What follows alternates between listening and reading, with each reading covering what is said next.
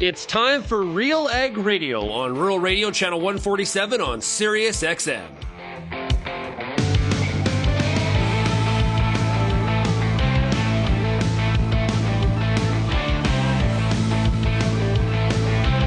RealAg Radio and RealAgriculture.com is your home for insight and analysis of the issues that are impacting your farm business.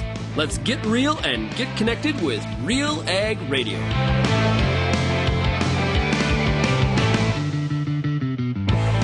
Welcome to RealAg Radio here on Rural Radio 147, Sirius XM. Shaun Haney, your host here on this Thursday edition of the show. It's time for the Farmer Rapid Fire here today, which is brought to you by Corteva. Corteva's cross-spectrum herbicides. They're checking all the boxes for cereal growers. Cross-spectrum herbicides deliver grass and broadleaf weed control in a powerful all-in-one solution. You can learn more by going to Corteva.ca. And, of course, a big thank you to Corteva for being a sponsor here every week of the Farmer Rapid Fire. Well, a bit of a change up here today. We're going to do something a little bit different. Okay, so just bear with me here. Typically what we do is we travel across Canada. We talk to farmers and ranchers and find out how they're making out in their fields and in their barns and everything else that's going on. Well, today I am still at the Top Producer Summit here in Kansas City, Missouri, and thought I'd change it up a little bit, and we're going to talk to some of the U.S. farming delegates that are here. Now, if you've never been to the Top Producer Summit, this was the first time for me. I highly enjoyed it. It was a great meeting. And Christian Hebert was from Saskatchewan. I think I mentioned this earlier this week. He was one of the honorees going back a couple of years ago. So there was a Canadian flair, so to speak, a couple of years ago. He was recognized as the top producer. This year, some really fantastic attendees, really well-timed meeting, given all the somewhat disruption and chaos that's happening in the world of agriculture. So I'm looking forward to bringing some stories from the United States today here to the Farmer Rapid Fire. Now, who do we have on deck? Well, we got Bob Birdsell, who is from Missouri. We've got Marc Arnusch, who is from Colorado.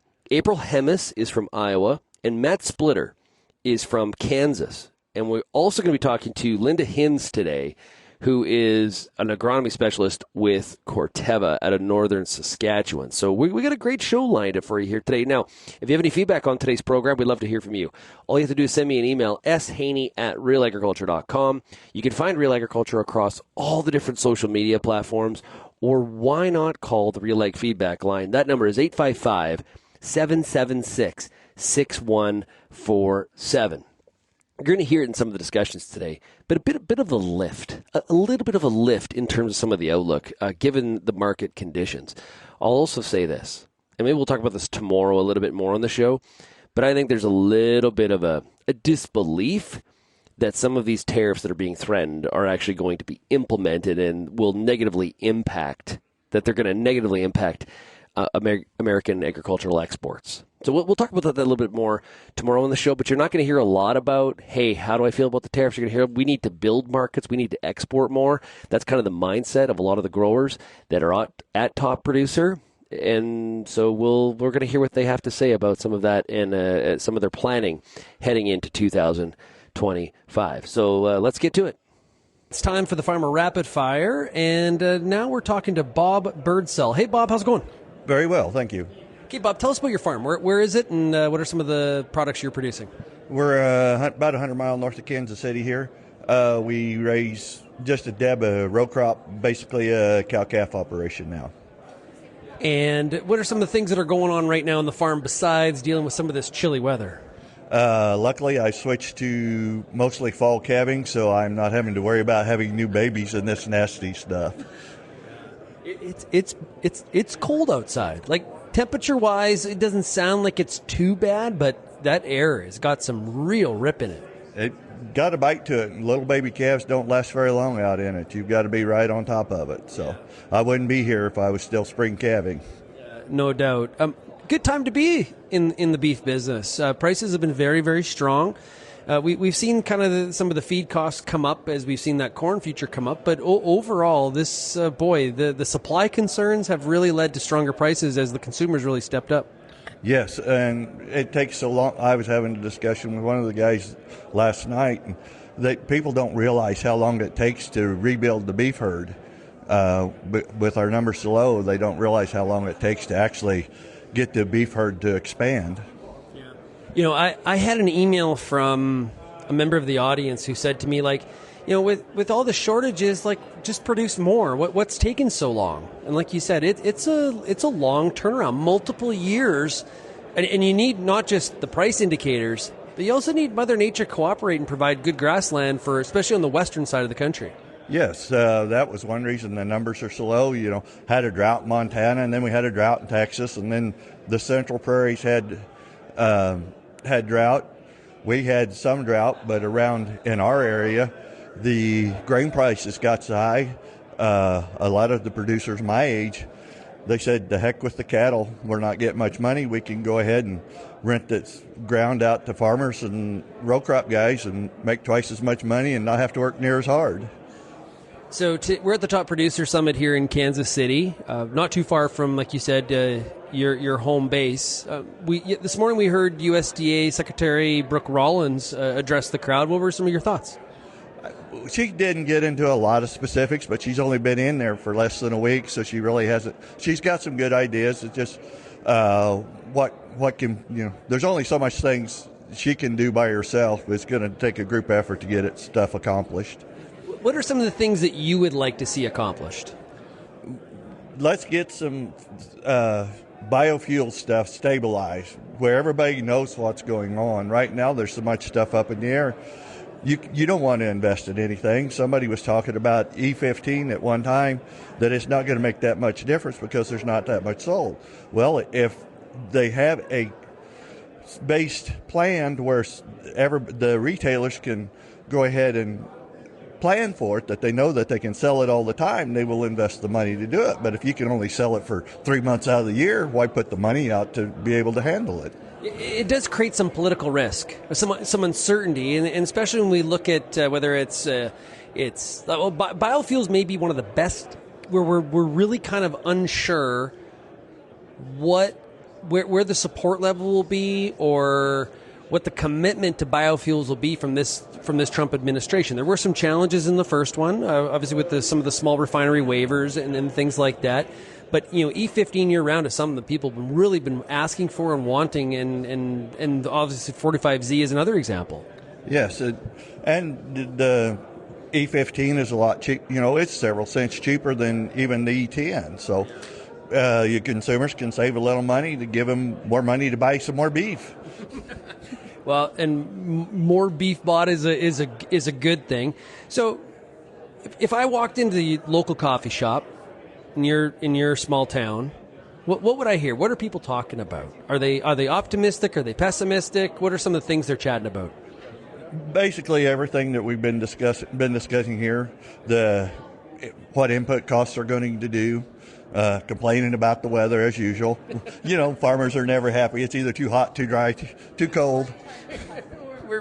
We are pretty good at it. One of the things that a lot of farmers here are very, I think, optimistic about is the Trump administration's focus on reducing regulations. That it just seems that is a real positive gas pedal for a lot of people.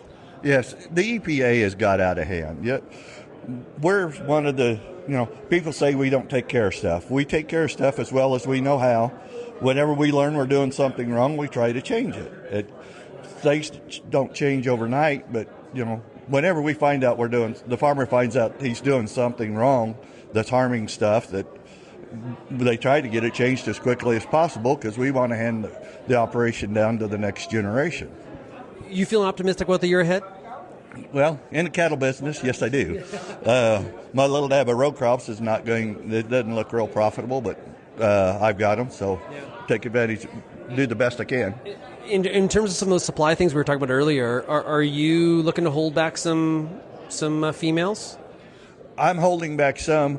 I've been trying to, since I was in the process of switching to the fall herd, I sold a bunch of springs and I bought some fall cows back, and I sold some. I'm selling extra ones to kind of buy bred cows back to kind of take advantage of the prices right now, because like we were discussing, you save a heifer now, it's 2 years before her calf is ready to go, or you've got a calf out of her to sell. So, do you ever do any backgrounding or anything like that? we was back grounding our spring calves till after the first of the year. We'd wean them off in October, November, and keep them until January, February. Our fall calvers, we usually just sell them right off the cow the first part of April. There's such a demand for grass cattle at that time that it doesn't, it's easier just to get rid of them, let somebody else have it. And at the time we was doing more row crop, but I may change some of that since I don't have a bunch of row crop to get planted, that I may change some of that and maybe start back grounding our fall calves for a little longer. And you made the shift away from row crop to focusing more on livestock. Well, I was forced into it. Having one landlord is great until they decide to sell out and you lose 1,000 acres. I was 62. Wife says you're slowing down. I said, okay. Yeah, and okay. I hear you. I'm not going to argue with you, Bob. That is, I know when I've been told. Correct. She'd been on me. She'd like me to get rid of the cows now, and I say, well, your dad is 82 and he's still got a few cows, so good luck. Exactly. Any other thoughts or things you're thinking about for the 2025 year that's ahead? Just trying to figure out the best way to present the beef cattle and try to keep everything as profitable as possible, because we know it's not going to last forever. It's cyclical like everything else. Yeah, well put. Well, hey, Bob, it's been great. I've known you through X and through Twitter, and it's great to get a chance to have you on the radio show here and meet you in person. So thanks a lot. It was nice meeting you too. I was glad whenever I saw you was going to be down here, I was going, well, I can finally get a meeting. So good to see you. Yeah, great stuff. That is Bob Birdsell from Stanberry, Missouri. We've got more of Farmer Rapid Fire coming up here, brought to you by Corteva.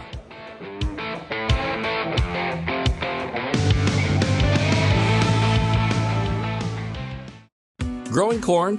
With Envita, you can cut your nitrogen and maintain yield, or maintain nitrogen and increase yield. Envita takes nitrogen from the air and turns it into nitrogen for your corn. It provides a right place, right time source of nitrogen to maximize your yield. Farmers who use Envita see healthier plants, bigger cobs, and less tipback. Envita is guaranteed to add more bushels to every treated acre. Start growing with Envita. Visit azotic.com to learn more. That's azotic.com.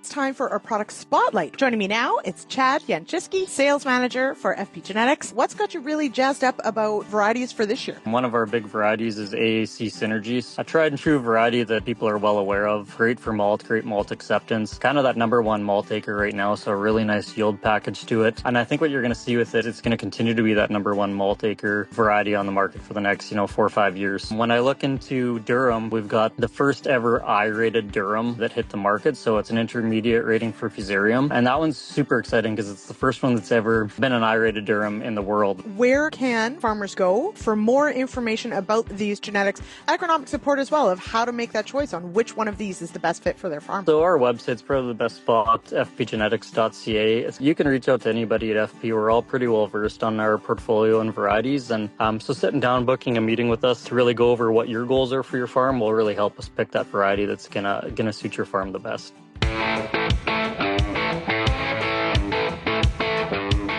And welcome back to RealAg Radio for the Farmer Rapid Fire, brought to you by Corteva. And we're at the Top Producer Summit here in Kansas City.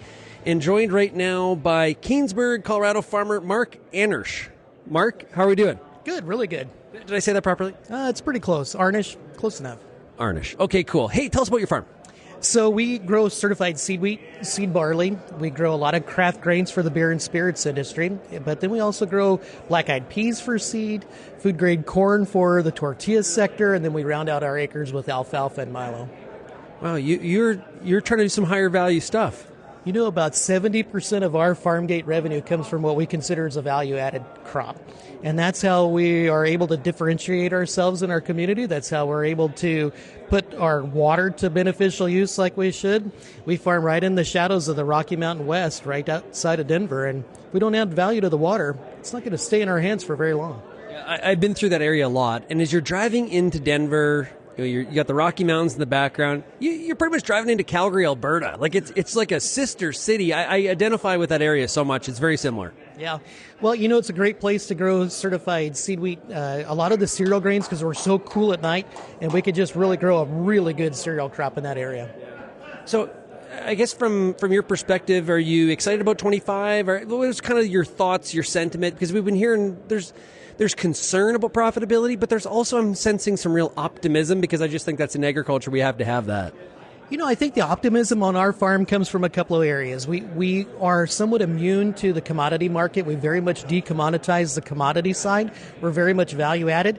But now we have certainty for the next 4 years. We have an election that's now behind us. We know what the next 4 years are likely going to hold. Even though there's a level of uncertainty there, we can at least start planning for the future. What are some of the biggest concerns in your area, specific to your local area? Supply of water? Is that one of them? Water scarcity is easily our largest issue there in eastern Colorado. Drought is usually around every corner. But we farm in an area where we make decisions based upon water. We have a finite resource. All of our water that we irrigate with comes from snowmelt in the Rocky Mountains, and right now we don't have much of a snowpack. So water is a big concern. And when you look at agriculture having to use water, is there a lot of fights with, say, a major city like Denver for use of that water? Absolutely. We're not immune to the water wars of the West. So in my little farming community, there's about 33,000 acres in the Keenesburg Prospect Valley area. There's already 6 municipalities that own water in our area, and there's now a hedge fund group that's come in and bought up a lot of the water. It's Blackstone. And so we have to compete with that, but we also have a lot of opportunity in our area too. If you draw a 50-mile circle around our farm, we have about 650,000 head of cattle in our area. So we have robust markets right there in our backyard. So we're still very much an agricultural county. I farm in Weld County, which is one of the largest agricultural counties in the country in terms of revenue. And so it's a great place to raise a family, and it's a great place to run a farm. And are you seeing some of the challenges, like from a land value perspective, as we see encroachment of the city expanding? We don't have the concrete and the asphalt in our community yet, but we can see the glow of Denver. And where our land values are really coming from isn't so much the value of the acre to grow a corn crop or a barley crop like that. We're seeing it in the water that's tied to the land.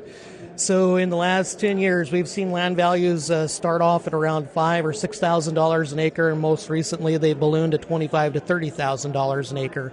The value is truly in the water, not the land. Yeah, hard to make that go when you're penciling out just thinking about spring wheat. Yeah, absolutely. We're blessed to have some farms in hand, but we're also very much in a spot where we have to compete for a lot of acres. And so to have access to those acres in the future is going to be difficult if the towns come calling for the water. Yeah, and right now, the cattle industry is doing well. Profitability's been good. That puts a little bit of pep in the step of the local farm economy for sure. Oh, and it helps pull some of the plywood off of the windows and doors of small businesses in rural Colorado. When you have a vibrant livestock industry in our backyard, everybody wins, because the grain that's grown to feed that cattle stays here. We don't have to put it on a boat and ship it across the ocean to add value. We add value through the milk. We add value through the cheese. We add value through the meat. And when we can do that, rural Colorado wins. Now, this morning we heard from Secretary Rollins, just confirmed last week. She's about 5 or 4 days into this job. What did you think? What was your impression? It's really nice to have somebody in the cabinet that has the ear of the president. She has a strong standing relationship with the president. Her roots are very much planted in agriculture. She understands the issues that we're facing. She understands the livestock interests, the row crop interests. But I think she has a little bit broader perspective of what it takes to put agriculture in a position to be successful. So it was a step in the right direction, and we're grateful that she had overwhelming support. From your perspective, what is the right direction? What do you think? What would you like to see changed or improved on? 2 areas. I think we've really got to get back to focusing on trade. It isn't so much what President Trump says, it's what President Trump does. And if you remember back to all the saber rattling in his first administration, what we had come out of that was USMCA. It was a phase 1 trade agreement with China.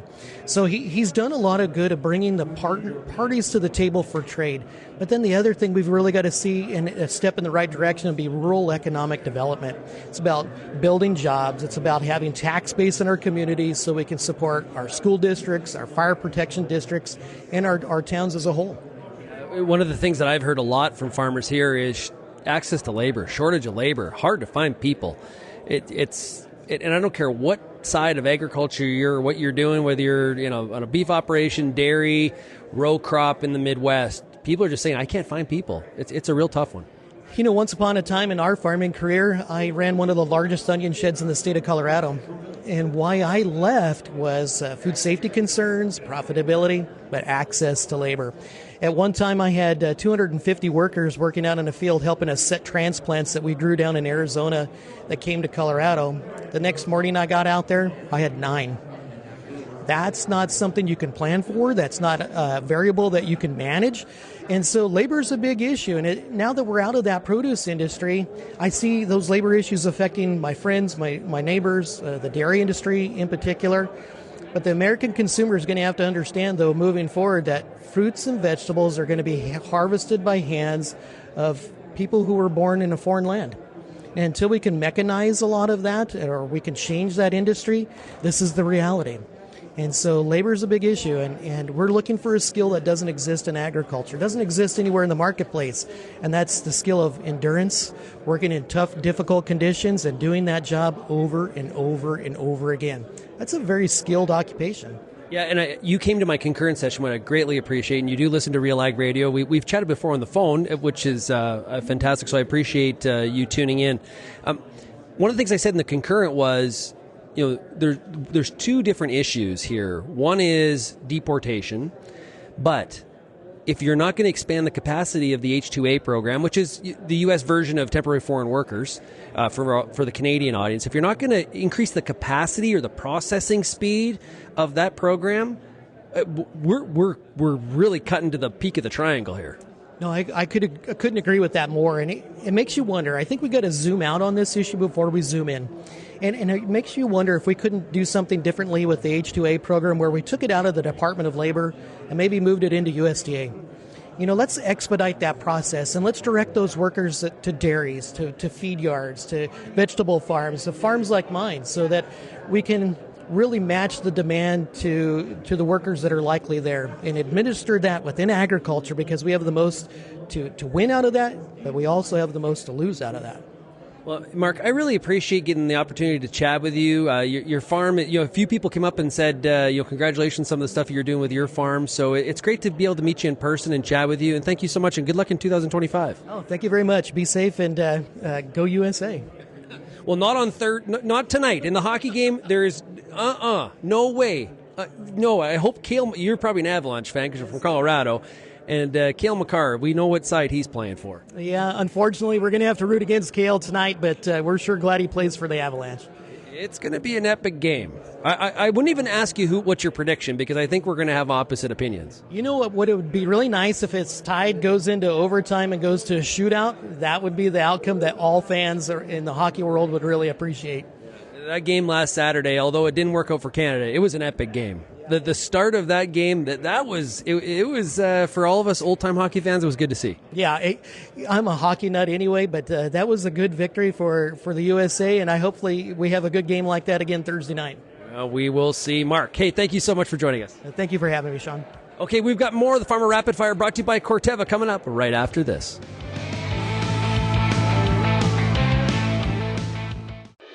If you grow soy or edible beans in Ontario, you know that Sclerotinia white mold is no joke. Yield loss can be devastating, and timing fungicides can be complicated, but did you know there's a new seed treatment that can help mitigate yield loss?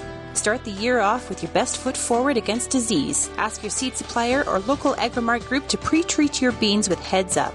Part of a complete white mold management plan, ask your seed dealer about Heads Up today or visit headsupst.com. Get all the information you need to keep your pulse crop healthy and profitable with the Pulse School on RealAgriculture.com. The Pulse School is a free YouTube video series covering agronomy, research, and more across a host of different pulse crops. It's also available as an audio podcast wherever you download or stream your favorite podcast.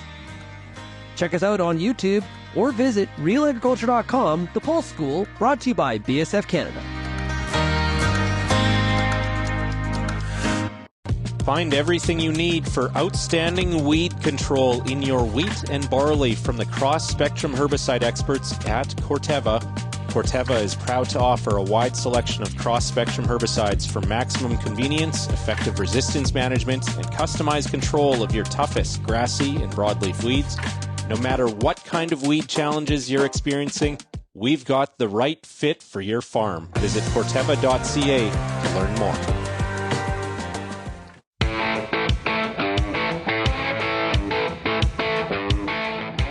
And welcome back to RealAg Radio. The Farmer Rapid Fire is brought to you by Corteva, and we're at the Top Producer Summit in Kansas City, Missouri. Joining us right now is April Hemis, and she farms in Hampton, Iowa. April, how are we doing? Doing good today. Okay, so tell us about your farm. So my farm is a century farm. It's been in my family over 125 years. And this year I'm headed into my 40th year farming.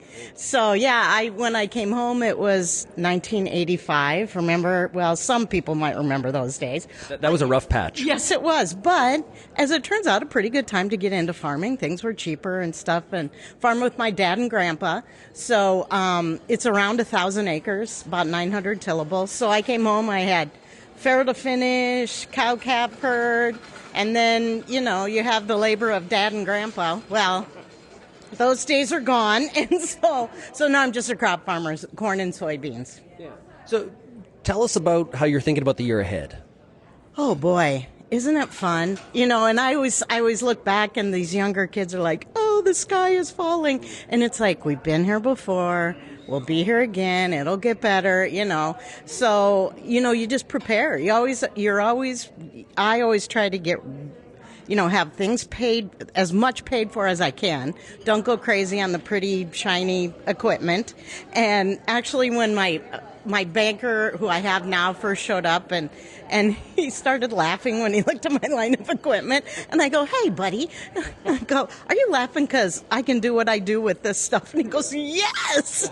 I go, I just took it into the shop, and they were on the dyno, and it performed perfectly. So I don't need the pretty green stuff. But, watch your expenses, know your cost of production. I've heard you talk about that. That is so important these days. And, I remember at the co-op selling corn under $2, saying, I will never do this again. And a wise old co-op elevator manager said, never say never, April. So, you prepare, you get your business, ready for times like this. Is the hard or the challenging times profitability-wise in the crop sector, is it showing itself in land prices in Iowa, or what's happening there? It's kind of all over the place, and because it just depends on what two neighbors want that ground. And then other people, there was a farm that was for sale, and now we're getting the investors calling, the people, the farmers they work with and things like that. So a lot of that, I'm never going to sell my farm. So, like I told my siblings and my daughter, land is the gift that keeps on giving, so it has shown up. From what I've heard from my friends there that work with their landlords said, they're not coming down in rent, and I really thought they would. So, how it takes a while, the ups and downs. So, working together with your landlords is always important. You have traveled through farm groups. You have traveled really to tons of different places around the world talking about the export value of U.S. farm products. Tell us about some of those experiences. Where have you been? Well, I think I counted up 30 different countries once, but my most memorable was a trip to China, and I was meeting with the Kerry Group, the vice president of the Kerry Group, which is a huge conglomeration, and I think the second largest buyer of soybeans in China, and they buy a lot. And I was going on, it was sustainability and how sustainable, the U.S. crops are, blah, blah, blah. And the guy goes, stop. He goes, everybody knows the U.S. farmer is the most sustainable and the best farmer in the world. Would you just tell our people that GMOs are fine? And I wanted to say that's your government's problem. They're the one who started it. But that is my biggest takeaway: is everyone around the world realizes how good we are at what we do. And we are fortunate to have the abundance to sell these commodities, all over the world. But to be recognized and have people know that is really gratifying. I would say I'm going to say the fuzzy clouds hanging over this meeting this week. I'm not going to say dark cloud, because there's people that support tariffs and there's people that don't. Where do you think we're headed with that? And obviously, well, I think we all know where we're headed with that, with our president now, and that's what I said. There's one thing we know about the president: he does exactly what he says he's going to do, and tariffs, I don't think are good for anybody. And I just watched a speaker a couple weeks ago, and he said, trade deficit is the worst way to gauge something, and he went on to say, I have a huge trade deficit with Chick-fil-A. I give them my money, I buy their goods, and they buy nothing from me.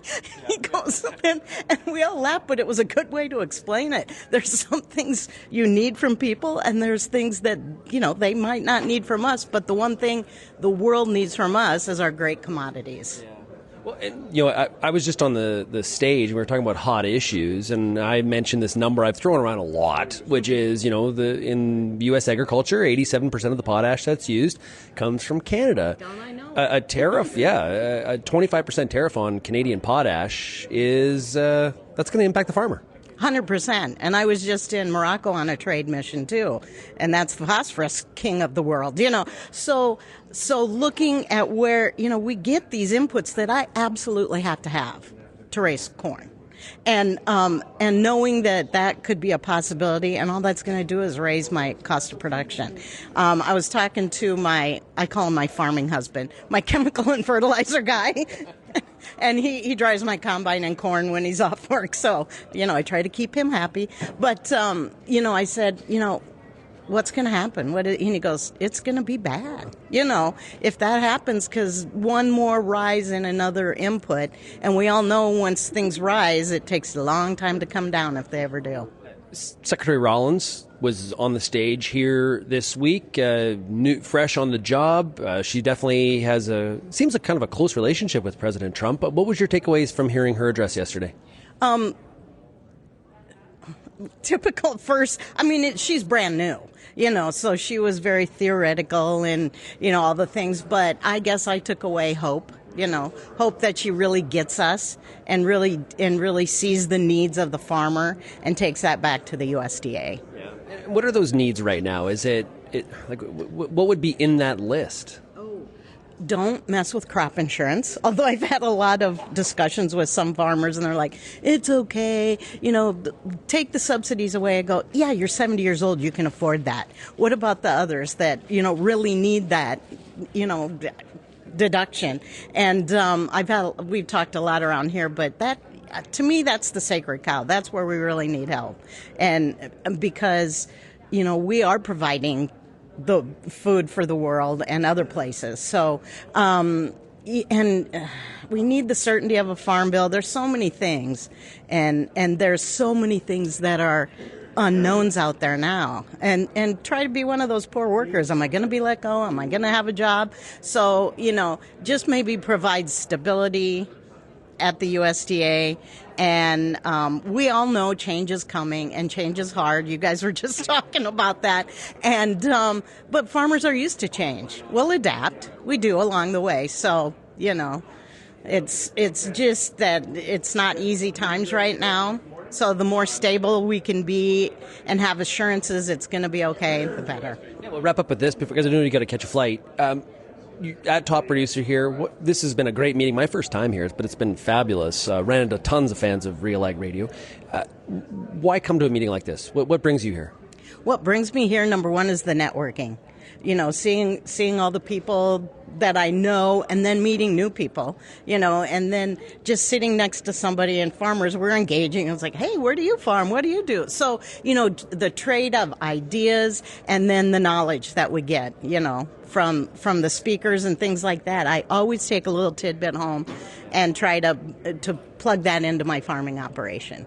Well, April, it's been great to finally meet you in person, because we have both been on AgriTalk together with Chip Flory, so it has been great to meet you in person and get a chance to visit and get to know you better, and safe travels home. Thank you. Same to you. Okay, we got more coming up here on the Farmer Rapid Fire. We are broadcasting from Top Producer in Kansas City, brought to you by Corteva.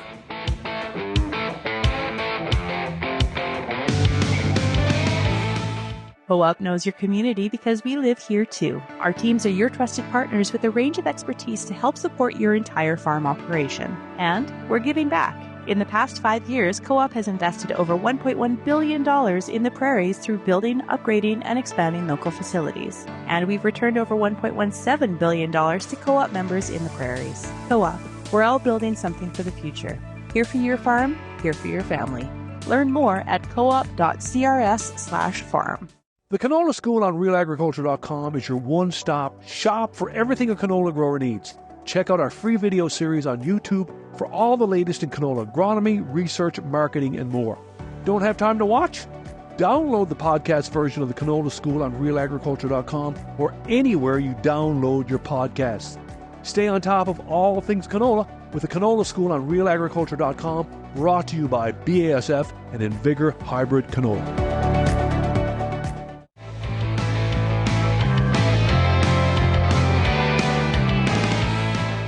And we are back here on RealAg Radio, Rural Radio 147, Sirius XM. We're the Farmer Rapid Fire here, and our show, of course, today is brought to you by Corteva. We're joined right now by Matt Splitter, and he is out of Sterling, Kansas. Matt, it is great to meet you. Yeah, nice to meet you. Thank you for having me.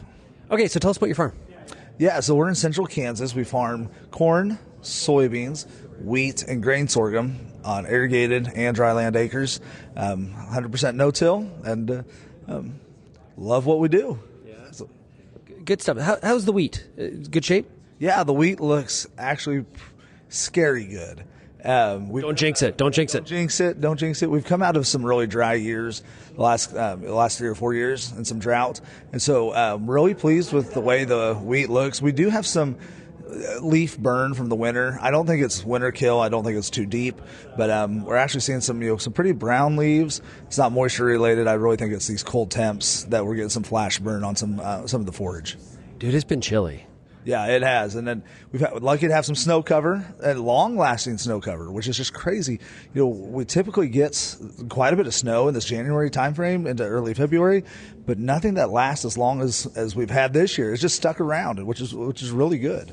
You got a snow machine, a sled to rip around in the flat country, or what? Kansas is so spread. We'll go like 3 winters with no snow, and then you have that one winter that you kind of wish you did. So ATVs, 4-wheelers, it's blow through it, and if you get stuck, call your neighbors. Nice. Your biggest takeaway from Top Producer here. What's been kind of your impression? How are you leaving the week? Yeah, Top Producer is one of the highlights for our operation. We come, try to get every year, and it's kind of a reset for us on the business side of the operation. Kind of wrap our minds around where were we last year and where are we headed for the next year. A few takeaways is that the elephant in the room of Brazil is concerning for the world market. Where trade is going to be. We just got done listening to Eric Snodgrass, and I'm kind of sick of drought in central Kansas, but it looks like maybe we should buckle up and plan for a little bit more. Yeah, I'm from southern Alberta, just north of Montana, man. I'm sick of drought. I interviewed Drew Lerner earlier, and Drew was talking about how we actually might get some moisture in my part of the continent, which would be kind of refreshing, a little bit different from this 8-year drought. How dry have you been? Yeah, 2020. Well, so we can go back even farther. So, the COVID years, my wife and I would always joke, like, hey, 2021 can't be as bad as 2020, right? We've got to look better. No, it could be, and we got some drought. And, 22 can't be worse. Nope, it got worse. 23, flash drought. We had a lot of zeros on soybeans. 24 was better, but still not great. Going into 2025, feel pretty good. Like, I think we've kind of recharged some of our subsoil moistures. We've got good wheat growing right now. I'm feeling pretty optimistic about the planting season coming up. We're 45 days away from planting corn, 1st of April, middle of April. So feel good about that. Little concerned about the May, June, July, and August timeframe. You said you got an irrigation pivot? Yeah, we've got irrigation center pivots. And water. Access to water, ability to get water. You've been in a drought. How has that been? Yeah, where we're at, we're sitting pretty good, pulling out some river basins, things like that. But Kansas as a whole fights water, and water availability, water resource, things like that. Kansas has done a really good job as of late of putting some policy together that will help mitigate some of the excess use, things like that, conservation practices that are going to be really beneficial, rewarding those that maybe change some very high conventional tillage to go to no-till, minimal till, things like that, things that we can conserve the resources that we have today. But where we're at, we're pretty good still, but we're still looking at conservation practices, best practices that we can do to just, frankly, if you just remove the irrigation and the water together, we're going to do what we can to do just best management practices, because the water, soil, that's our resource. That's, they don't make any more of it, so we're going to do everything we can to conserve it. You've been thinking about sustainability before it was cachet. Yeah, with no-till, we have some fields that we've been no-till for 30, 40 years. So no-till is for us is one of the most beneficial water conserving practices that we can do, and it fits central Kansas really well. It fits Kansas as a whole really, really well. It fits our operation extremely well. You mentioned Birdsell being one of the concerns, and their expansion and the what they're creating on the export market from a competitive standpoint, a low-cost producer. What else is on your radar from a concern standpoint? I think domestic demand is definitely a concern of ours. Ethanol policy. Are we going to get some policy that's going to be favorable to the biofuels, where we can increase the demand of our corn and in our world grain sorghum? They grind grain sorghum for ethanol as well. Are we going to have some policy that's going to allow some biodiesel crush to happen? Things like that. In the wheat market, it's how do we find just demand in general? Kansas, it's the bread basket. We're going to produce, and like I said, wheat looks good. How are we going to find a market for this hopefully surplus wheat market that we're going to put out, that we're going to produce this year? Yeah, one of my concerns coming out this week is, I talked to Jim McCormick from agmarket.net and talking about how China demand is soft. That's concerning to me. Yeah, and this is kind of the first, I shouldn't say necessarily the first, but the first 10, 12, 18 months that we've now heard that, the decline in the population of China is real. It's going to be real, and it's going to have a long-lasting effect. Is China ramping down its need for imports? It won't ever be a zero. Outside of top producer, we heard some reports that, they have a surplus of 8, 9, 12 months of their corn, maybe even some soybeans. Their lack of demand, regardless if we're a player, regardless if the United States is a player or not, just their lack of demand coming up is going to be very concerning for our future. One of the highlights of this week, I think, for a lot of attendees was Secretary Rollins was here with Senator Marshall from your state. What were your takeaways there? Yeah, it was uplifting to hear, some of the. I think that one of the biggest concerns on our operation is the uncertainty. We just don't know of promises that had been made prior to this administration and this and her appointment to where we go. I mean, it affects a lot of balance sheets, and so to hear her, and I will quote that: "If the commitments were made, we will honor them," and that's relieving. We can deal with the uncertainty moving forward, but when we had things that we felt were in concrete and should be honored, and the uncertainty for the last 10, 12 days, or more than that, 30 days now, it's nice to hear that there is some reassurance that those things will be honored. I was doing a radio spot in Canada this morning, and the question I always get asked is, what do American farmers think about the Trump trade policy? What are your thoughts? It's going to be painful for a little bit. I mean, it's just inevitable. Tariffs. Any place that you're going to put any kind of damper on the enthusiasm of trade, it's going to hurt. It's going to be painful. the good thing is that we're coming out of an old crop that is already, the market's already probably absorbed a lot of that carry, and we're kind of in that lull part where we're going into production. So maybe we do have 5 to 6 months here where we can kind of sit in limbo and get some direction of policy of where we're going to go moving forward. You a hockey fan? I like hockey, and I've never played it, and I don't know the first thing about it really, but I do I love to watch it. I love to watch hockey. So we're doing Thursday's show here. Big game, Canada-U.S. I won't even ask your prediction because I know which way you're going to go, but it'll be a good game. Yeah, it was good. So we didn't understand that rivalry and what happened that first time they met. Yeah. So my wife and I were in our hotel room literally last night. My wife goes, "What was all the problem? What's the big? What happened?" So we were rewatching the videos. Oh, okay, now we understand. So yeah, it's just outside of the physical side of it. The theory and the philosophy of hockey in general is something that's pretty cool. It's pretty neat, And so I think as I get older and mature, a little bit more maturity, I'm gonna like hockey a lot more, I believe. And it's kind of cool though to see a rivalry bring recognition to the game. It is pretty cool. Yeah, absolutely. Well, you know what, Matt, I really appreciate you joining me here today. All the best to you in 25, and good luck to you and a prosperous year. Yeah, thank you. Thanks for having me. Okay, we got more coming up here on the Farmer Rapid Fire, brought to you by Corteva, right after this.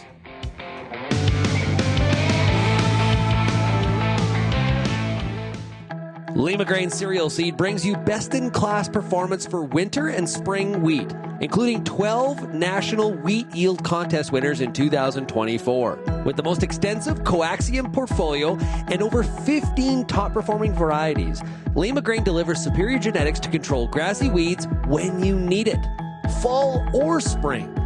Boost your yield potential today. Visit limagraincerealseeds.com or call your LCS Regional Commercial Manager for more info. Before you get back in the field this year, spend some time with the Corn School on RealAgriculture.com. Get all the information you need on hybrid selection, planting depth, crop inputs, and more from a wide range of industry experts. A massive library of video content is available on demand when you need it most.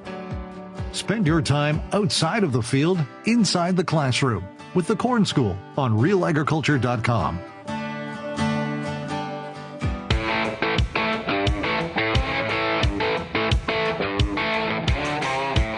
And welcome back to RealAg Radio here on Rural Radio 147. And of course, today Farmer Rapid Fire is brought to you by Corteva. And joining us right now from Corteva is Linda Hinz, who is a technical sales agronomist with Corteva in northern Saskatchewan. Hey, Linda, welcome to the show. Thank you. Okay, so what's your local town? Where are you based out of? So I'm based out of Munster, or the Humboldt area, in the middle of Saskatchewan, currently in a lovely deep freeze and waiting for it to warm up. Yeah, well, this week I've been down in Kansas City at the Top Producer Summit, and it's chilly here. I will not say it is. It's been pretty cold. Yesterday restaurants were closed, and a lot of people not going anywhere and staying indoors. So winter is definitely here for a good part of North America. So as you're talking to your customers right now, what are some of the questions or things that they are talking about when it comes to the upcoming growing season? Well, I would say the things that are top of mind is just kind of the tweaking of their plans. So, either taking that last quarter that they were kind of leaving as a flex quarter. Now, as we're into the end of February, they're trying to nail it down. There's been a little bit more interest in canola as of late again. So I've been getting some questions around canola and, what are some options that I have available. And the other thing is a little bit around, I used this herbicide last year. Does it have implications to my cropping plans this year? But I would say the bulk of them have been around canola discussions. Yeah. And do you get the sense that people are trying to sort out how many acres of canola they're going to put in the rotation, or is that more of a hybrid selection question that they're asking you? I think they were holding back that 1 or 2 quarters, just trying to determine what was going to make them, was something going to get a bit of a price bump so that they could, use that as their key determinant to to confirm what they wanted to see there. And, I think it's more just finalizing that last quarter. Yeah, there's been a lot of talk here at Top Producer Summit about the fact, if you look at, basically going back to November to now, the market has lifted somewhat across all the different crop types. So I've been sensing here this week, and just feedback and emails from the RealAg Radio audience, there's a little bit more optimism. It's not like, hey, this is going to be the best year ever in front of us. That would be a little bit premature. But I think people are feeling a little bit better about the opportunity in front of them than they did, say, going back to the middle of November. Is that what you're sensing from your customers too? Yeah, I would agree. We are the eternal optimists in agriculture, right? And the closer you get to spring, the more optimistic you become, especially coming out of a, longish part of the winter. But yeah, I think overall there is a more optimism now than certainly there was in November and, into December. And I think that's why guys are relooking at canola, right? Because there has been a bit of a lift in the market. Our rotations in the north portion of Saskatchewan are pretty tight and pretty consistent. And so, it makes sense for them to look at canola from a management on their farm perspective. We were talking about some of the winter weather that people have been dealing with across Canada and the U.S. Do you have a lot of snow cover in northern Saskatchewan? Yeah, we have, yes, very, very good snow cover. You could sled anywhere you want without any concern for hitting a dark spot in the field. I have a neighbor who takes lots of pictures, and he was flipping some pictures over to us last year, or from last year to this year, and it's unbelievably different. Like, we have, a very strong level of snow out there. So provided that we get a gradual snow melt in the springtime, farmers will feel they got adequate moisture in northern Saskatchewan heading into planting and seeding time? Yeah, I think so. I haven't traveled, to the very far corners of northern Saskatchewan, but certainly what I have seen, I think people will be confident going into the spring. If we have a normal rest of the season and a nice slow melt, we'll have some very good moisture going in. Yeah, great stuff. Have you been able to check out, were you at Crop Production Show? I was at the Crop Production Show. Yeah, very, very well attended this year. Yeah, I think you're right. And I think the optimism has even improved since January till now. Certainly, the conversations about canola have increased again now, even more so than they were in January. What are some of the other things you're going to be working on or doing between now and when farmer customers hit the field? For the next period of time, it's really about, finalizing my trialing program, my research authorizations, making sure that my territory managers are supported so that they can answer the questions that their farmers will be having. So it's kind of like a farm in that right now is the get ready because it's going to hit, and, better that the plans are in place than me scrambling to figure them out as we go. Yeah, getting all that product lined up at retail, and it's the season is going to be here before you know it. We're only mid-February, but time moves fast. This is the final stages of planning before 2025 crop gets into the ground. Hey, Linda, thanks so much for joining us here today. Really appreciate it. No problem. Thanks again. Bit of a change up this week. We did something a little bit different on the Farmer Rapid Fire. We had, for the first time ever in the Farmer Rapid Fire, we had no Canadian farmers, but we changed it up a bit and had some U.S. farmers that are at the Top Producer Summit here in Kansas City, Missouri. Really do appreciate all of them making some time for us. It was also great to hear from Linda there from Corteva out of northern Saskatchewan as well. Now, if you have any feedback on today's show, I'd love to hear from you. You can send me an email, shaney@realagriculture.com, or of course you can call that RealAg feedback line, 855-776-6147. Remember, Corteva, cross-spectrum herbicides from Corteva, checking all the boxes for cereal growers. Cross-spectrum herbicides deliver grass and broadleaf weed control in a powerful all-in-one solution. Learn more by going to Corteva.ca. Thanks, everybody, for getting real and getting connected with RealAg Radio, and we'll chat again tomorrow. Cheers, everybody.